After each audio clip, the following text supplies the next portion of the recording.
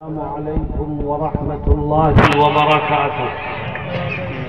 قریب قریب آ کے بیٹھیے، بیچ میں جگہ چھوٹی ہوئی ہے اور یہ سائڈ میں جو حضرات کھڑے ہیں میں درخواست کروں گا آ کے بیٹھ جائیے،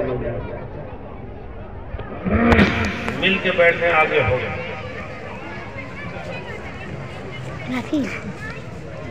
درود شریف پڑھ لو ہے۔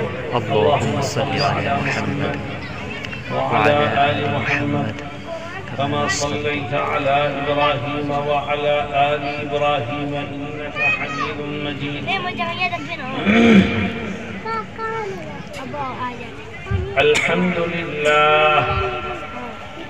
الحمد لله نحمده ونستعينه ونستغفره ونؤمن به ونتوكل عليه ونعوذ بالله من شرور أنفسنا ومن سيئات أعمالنا، من يهده الله فلا مضل له ومن يضلله فلا هادي له، ونشهد أن لا إله إلا الله وحده لا شريك له، ونشهد أن سيدنا ونبينا وشفيعنا وسندنا ومولانا محمدا عبده ورسوله صلى الله تعالى عليه وعلى آله وصحبه وبارك وسلم، أما بعد، أعوذ بالله من الشيطان الرجيم، بسم الله الرحمن الرحيم، يا أيها الناس اتقوا ربكم إن زلزلة الساعة شيء عظيم، صدق الله مولانا العظيم۔ حضرات علماء کرام، معزز حاضرین اور نوجوان ساتھیوں، میرے دل میں ایک درد ہے جو مجھے چین نہیں لینے دیتا، ایک فکر ہے، ایک دکھ ہے جو مجھے آرام سے بیٹھنے نہیں دیتا۔ میری صبح کہیں ہوتی ہے، میری شام کہیں ہوتی ہے، میرا دن کہیں گزرتا ہے، میری رات کہیں گزرتی ہے، اور میں آپ کے ہاں بھی اس درد کو لے کے آیا ہوں، اور میں یہ چاہتا ہوں کہ جو درد میرے دل میں ہے، جو فکر میرے ذہن میں ہے، وہ درد ہم میں سے ہر ایک کے دل میں پیدا ہو جائے اور وہ فکر ہماری فکر بن جائے۔ میرے دوستوں اور ساتھیوں، وہ کون سا فکر، کون سا درد ہے، وہ کون سی فکر ہے جو مجھے آپ کے ہاں لے کے آئی؟ مجھے فکر یہ ہے کہ ایک دن ایسا آنے والا ہے جس میں مجھے اپنے رب کے سامنے کھڑے ہو کر اپنے کیے کا حساب دینا۔ اس دن نجات ملے گی تو کیسے ملے گی، کامیابی ملے گی تو کیسے ملے گی؟ یہ دکھ میرے دل کا ہے، یہ درد میرے ذہن دماغ میں ہے، اور میں اس درد اور فکر کو بانٹنے کے لیے یہاں آیا۔ میرے دوستوں اور ساتھیوں، اللہ رب العزت نے قرآن کریم میں قیامت کے دن کی منظر کشی کی ہے، اور وہ ایسا دن ہوگا جس میں ہم میں سے ہر ایک کو، بھئی آواز ہلکی کرو، کم کرو آواز، یہ ایسا دن ہوگا جس میں ہم میں سے ہر ایک کو اپنے رب کے سامنے کھڑا ہونا ہے اور اپنے کیے کا حساب دینا ہے۔ اللہ رب العزت نے اس کی منظر کشی کی ہے، ایک جگہ فرماتا ہے کہ کیسا ہولناک دن ہوگا وہ۔ یا ایھا الناس اتقوا ربکم ان زلزلۃ الساعۃ شیء عظیم، اے ایمان والو اپنے رب سے ڈرو اور ذہن میں یہ بات بٹھا لو کہ قیامت کا جھٹکا بہت شدید جھٹکا ہو، جو ہم میں سے ہر ایک کو جھیلنا ہوگا۔ جو زندہ ہوں گے وہ بھی جھیلیں گے، اور جو مر چکے ہوں گے وہ بھی قیامت کے دن زندہ ہو کر اس کو جھیلیں گے۔ کتنا خطرناک دن ہوگا وہ۔ اللہ آگے اس کی منظر کشی کرتا ہے، فرماتا ہے یوم ترونہا تذہل کل مرضعۃ عما ارضعت، اس دن اتنا خوف اور اتنی دہشت ہوگی کہ خوف اور دہشت کی وجہ سے دودھ پلانے والی عورتیں اپنے دودھ پیتے بچوں کو بھلا بیٹھے، اور کتنا خوف ہوگا۔ وَتَضَعُ كُلُّ ذَاتِ حَمْلٍ حَمْلَهَا، اور اتنا خوف اور اتنی دہشت ہوگی کہ حاملہ عورتیں خوف اور دہشت کی وجہ سے اپنے حمل کو ضائع کر بیٹھیں۔ اور آگے تو اللہ نے حد کر فرما دیا وَتَرَى النَّاسَ سُكَارَىٰ وَمَا هُمْ بِسُكَارَىٰ وَلَكِنَّ عَذَابَ اللَّهِ شَدِيدٌ۔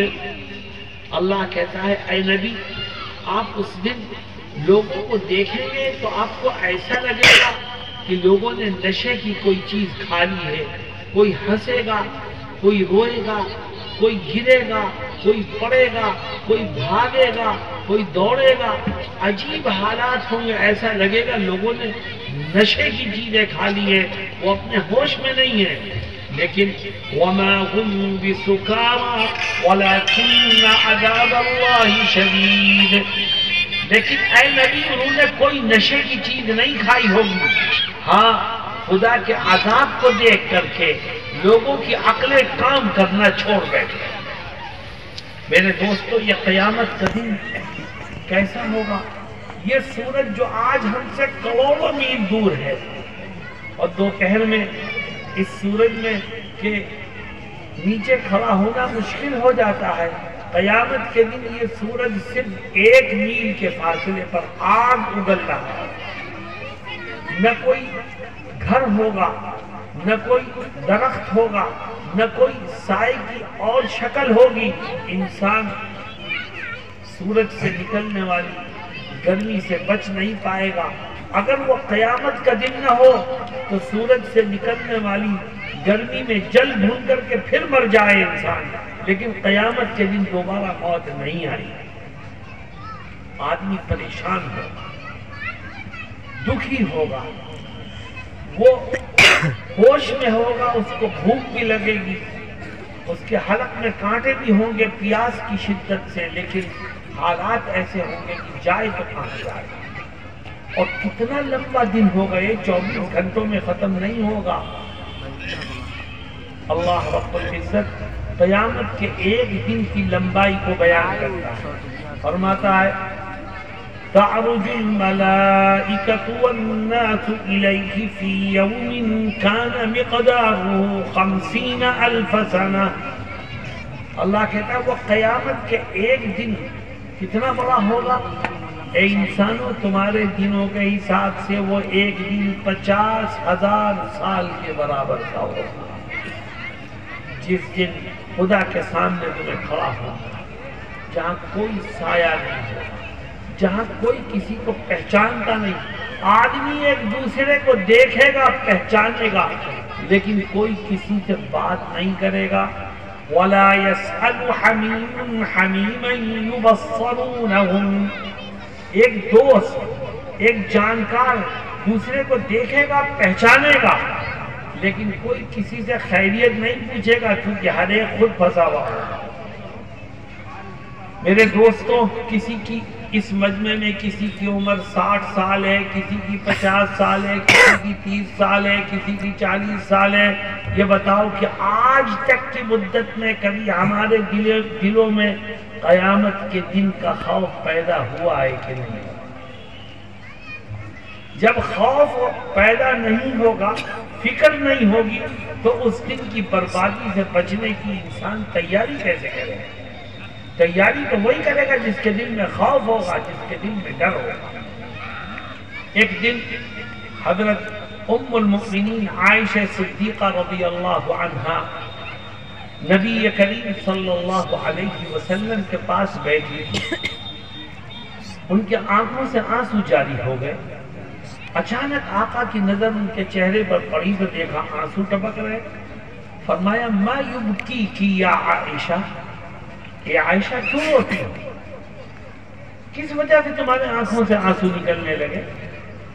تو ام المؤمنین کہتی ہیں کہ آج ہم آپ کے پاس بیٹھے ہیں لیکن میرے ذہن میں قیامت کا منظر آ گیا جہاں کوئی کسی کو پوچھے گا نہیں اور جہنم کی آگ پوری قوت سے بھڑک رہی ہوگی اور کوئی کسی کو پہچاننے کو تیار نہیں ہوگا. بس قیامت کا منظر میرے ذہن میں آیا تو اے آقا میرے آنکھوں سے آنسو نکل گئے. یہ آنسو کس کی آنکھوں سے نکل رہے ہیں؟ اللہ اکبر، ام المؤمنین کی آنکھوں سے نکل رہے ہیں. جناب رسول اللہ صلی اللہ علیہ وسلم کی وہ زوج مطہرہ جس کے تقدس اور پاک بازی کے لیے قرآن میں پورا ایک رکوع نازل ہوا، قیامت کی فکر سے اس کی آنکھوں سے آنسو نکل گئے. آپ نے ان کی بات کو سن کر کے جواب میں جو کہا میں وہ جواب آپ کے سامنے پیش کروں، لیکن میری ایک شرط ہے اور وہ شرط یہ ہے کہ یہ عہد کرو کہ جو کچھ سنو گے اس پر عمل کرو گے. زور سے بولو بھائی، آواز نہیں آ رہی. آپ نے جواب میں کیا فرمایا؟ فرمایا ہاں اے عائشہ، قیامت کے دن 3 موقع ایسے ہوں گے جن میں کسی کو کسی اور کی فکر نہیں ہوگی، ہر ایک کو صرف اپنی فکر. 3 موقع ایسے آئے. لیکن میرے دوستو یاد رکھو اس دن کی فکر کسی کے کوئی کام نہیں آئے گی. اگر فکر کرنی ہے تو آج کرنا. وہ 3 موقع ہیں کیا؟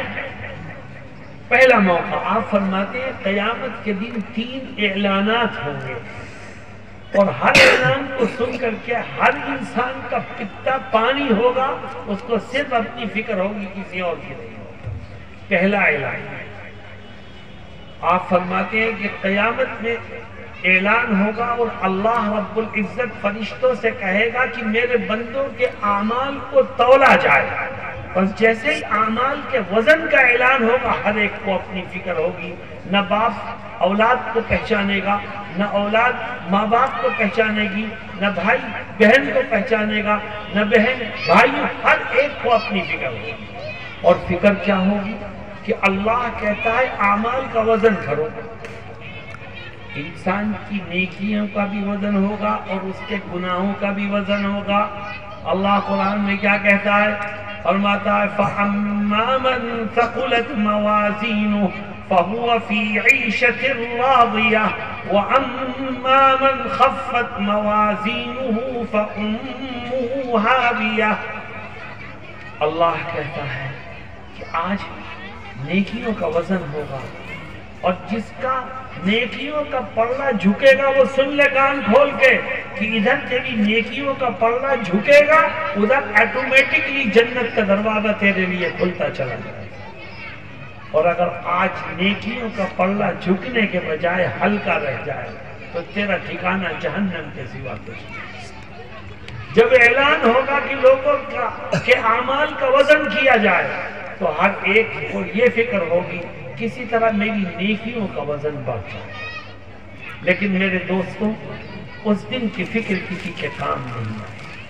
میں تم سے پوچھتا ہوں کہ تم اپنی نیکیوں کے وزن کو بڑھانا چاہتے ہو کہ نہیں؟ بڑھانا چاہتے ہیں. بولو بھائی، اگر نیکیوں کے وزن کو بڑھانا چاہتے ہو تو فکر آج سے کرنی ہے. اور فکر کیا کرنی ہے؟ صرف 2 کام کر لو، اللہ تمہاری نیکیوں کے وزن کو بڑھا دے. ورنہ یاد رکھو میدان محشر میں بہت سے لوگ ہوں گے جو نمازیں لے کے جائیں گے، روزے لے کے جائیں گے، حج اور زکوٰۃ لے کے جائیں گے، عمرے لے کے جائیں گے، لیکن جب ان کی نیکیوں کو ترازو کے پلڑے میں رکھا جائے گا تو مچھر کے پر کے برابر بھی اس میں وزن نہیں. نیکیوں کا وزن کیسے بڑھتا ہے؟ اگر نیکیوں کا وزن بڑھانا چاہتے ہو تو اس دنیا میں 2 کام کر لو، اللہ تمہاری نیکیاں تھوڑی ہوں گی تب بھی ان کا وزن بڑھے گا. کیا ہے 2 کام؟ پہلا کام آج سے طے کر لو کہ زندگی کے آخری سانس تک جو نیکی بھی کروں گا محض اپنے رب کی رضا کے لیے کروں گا، کبھی کسی کو دکھانے کے لیے نہیں کروں گا۔ جب آپ کی نیکی میں خلوص ہوگا تو اللہ اس کے وزن کو بڑھا دے گا، اور اگر نیکی میں خلوص نہیں ہے، دکھانے کے لیے کیا ہے، لوگوں سے واہ واہ سننے کے لیے کیا ہے، صرف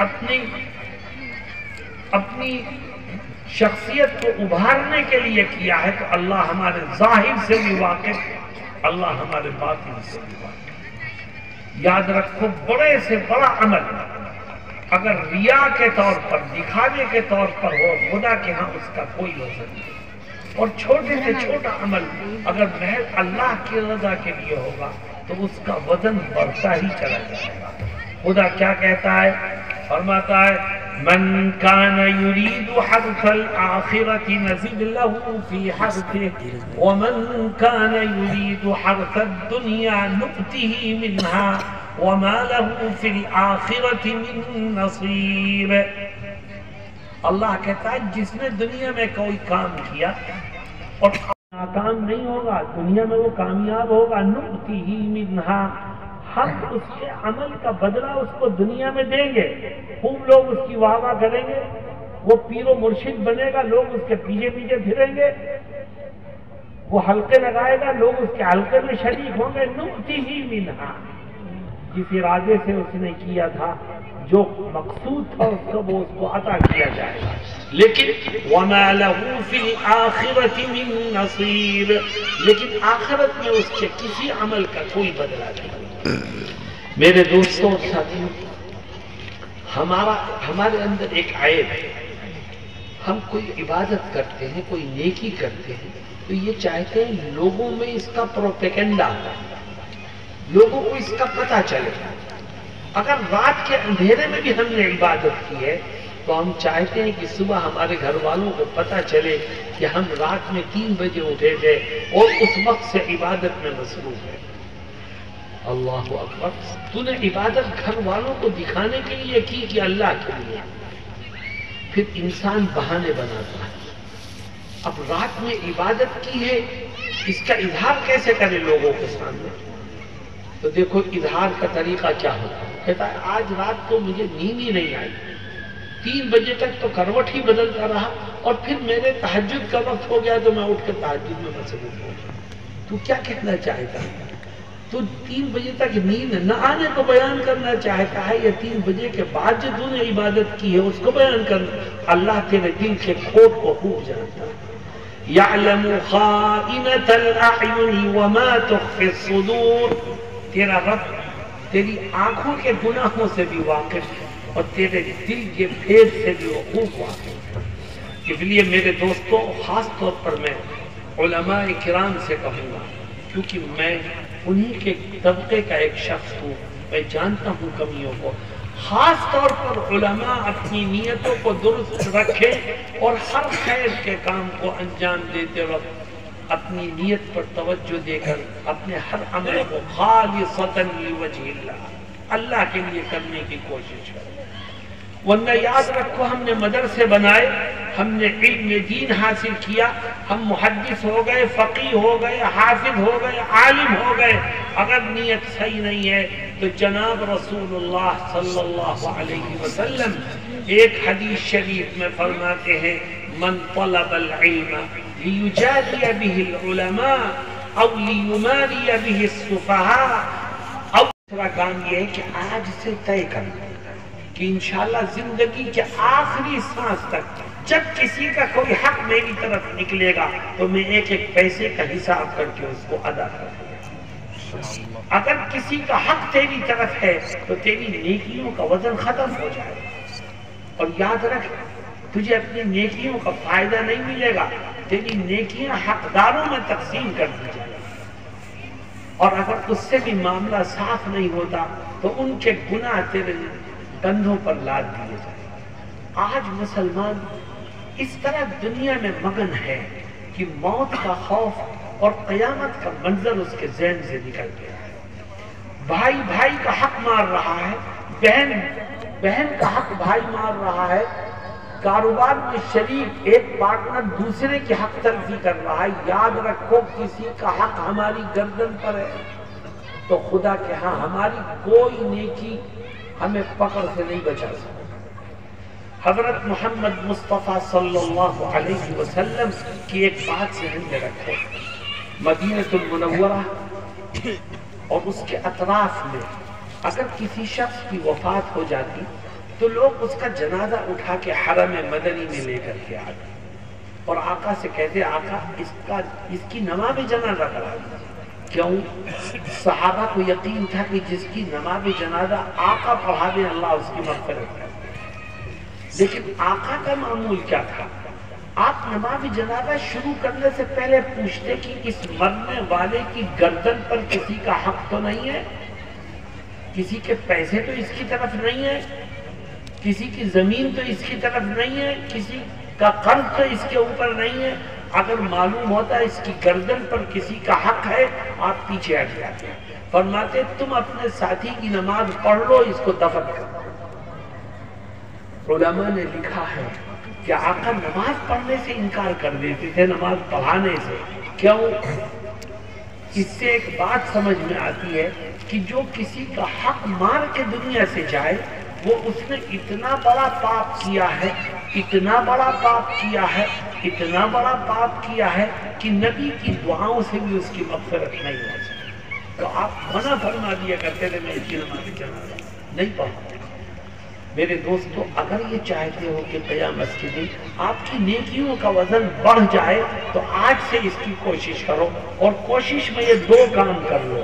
پہلا کام یہ کہ جو نیکی کرو محض اللہ کی رضا کے لیے، اور دوسرا کام یہ کہ جب کسی کا کوئی حق نکلے تو ایک ایک پیسے کا حساب کر کے اس کو ادا کرو۔ کیوں بھائی عمل کریں گے اس بار انشاءاللہ۔ دوسرا اعلان، حضرت نبی کریم صلی اللہ علیہ وسلم فرماتے ہیں کہ اے عائشہ، میدان محشر میں ایک اور اعلان ہوگا جس کو سن کر کے ہر ایک کی سٹی پٹی گم ہو جائے گا، ہر ایک صرف اپنی فکر میں رہے گا، دوسرے کی فکر اس کے ذہن سے نکل جائے گا۔ اے اللہ کے نبی، وہ دوسرا اعلان کیا ہو؟ آپ فرماتے ہیں کہ اللہ رب العزت فرشتوں سے کہے گا، اعلان فرمائے گا کہ میرے بندوں کے نام اعمال کو تقسیم کر دو۔ بس نام اعمال کی تقسیم کا جیسے یہ اعلان ہوگا ہر ایک کو اپنی فکر کھائے جائے گی۔ فکر کس بات کی ہوگی؟ فکر اس بات کی ہوگی کہ نام اعمال ہاتھوں میں آئے گا، کسی کے سیدھے ہاتھ میں آئے گا، کسی کے الٹے ہاتھ میں آئے گا۔ اور یاد رکھو جس کے سیدھے ہاتھ میں آ گیا اس کے لیے نجات کی راہیں کھلتی چلی جائیں گی، اور جس کے الٹے ہاتھ میں آیا وہ برباد ہوگا، تباہ ہوگا، جہنم کا کندہ بنے گا۔ نام اعمال کی تقسیم کا جیسے یہ اعلان ہوگا ہر ایک کو یہ فکر ہوگی کہ کاش میرا نام اعمال مجھے سیدھے ہاتھ میں مل جائے۔ لیکن یاد رکھو اس دن کی فکر کی